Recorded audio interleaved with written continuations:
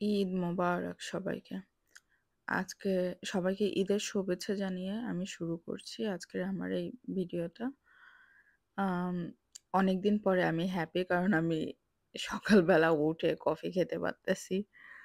যদিও আমি সেহরিতে কফি বানিয়ে খেয়েছি, কফি না খেলে আমার মনে হতো যে আমার রোজা রাখতে কষ্ট হয়।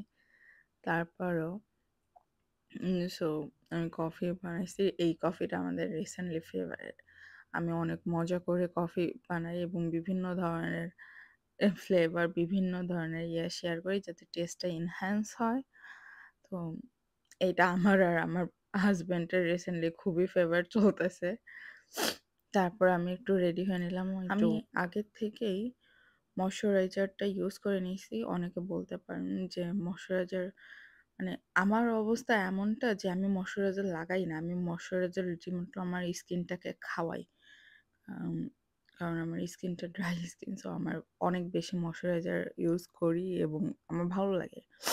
তারপর আমি মেকআপ করতেছি আমি আমার আজকের ইচ্ছা আছে যেহেতু ঈদ একটু হালকা হালকা পাতলা না একটু ভালোই সাজগোজ করে রেডি হওয়া। আমি রেডি হয়েছি। শাড়ি পরেছিলাম মানে আমার লাইফে শাড়িটা একদম পরাই হয় না। তো এই যে আমি রেডি-টেডি হয়ে একটু কাজ করে নিলাম। তারপরে আবার চেঞ্জ করে আমার একটু বাইরে যেতে হয়েছিল।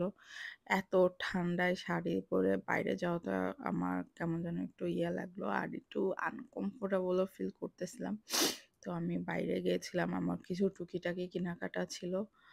কিন্তু দুঃখের বিষয় এইটাই যে আমি সকাল ১০টা সকাল ১২টা পর্যন্ত বিকাল হয়ে গেছে অলরেডি দুপুর ১২টা আরকি। সো ১২টা পর্যন্ত আমি আমার ফ্রেন্ডের অপেক্ষা করতেছিলাম যে ও আসলে তারপর বেরোবো, করবো। কিন্তু ও যেই আমি ও আসতেছে না যেই আমি মার্শাল পর্যন্ত গেছি, ও আমাকে ফোন দিছে ও আসছে। তো আমার বাধ্য হয়ে তেমন কেনাকাটা আমি মাত্র কয়েকটা জিনিস কিনে চলে আসছি। ২ টা ৩ টা জিনিস কেনা হয়নি। তো আমি ওকে নিয়ে চলে আসছি। বাসায় এসে খাবার-টাবার দিচ্ছি। আমরা গল্পগুজব করতেছি। ও আমার জন্য এই পিঠা নিয়ে আসছিল খুব মজা ছিল। আমি ওরে খাবার দিয়েছি। ও একটু মানে ক্যামেরার সামনে আসতে চাচ্ছিল না। সেইজন্য আমি ওকে নিয়ে আসিনি। এইযে বাট আমার খুব ভালো কাটছে অনেকদিন পরে ঈদের দিনটা। আ সাবরিনা চলে যাওয়ার পর আমরা খেয়ে নিলাম। কারণ আমার হাসব্যান্ড বলছে ওরও ক্ষুধা লাগছে। অলরেডি ৩টা বেজে গেছিল তখন।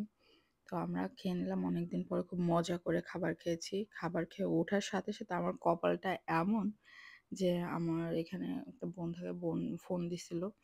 সেও আসছে বলতেছে, "তুই বাসায় আছিস?" সেও আসছে। আসার পরে তার সাথে অ্যাকচুয়ালি ভিডিও করার অতটা পাইনি। তো কিছু ছবি তুলছিলাম তার সাথে। সে ওই ছবিগুলো অনেক ভালো সময় কাটছে অনেকদিন পরে। Thank you.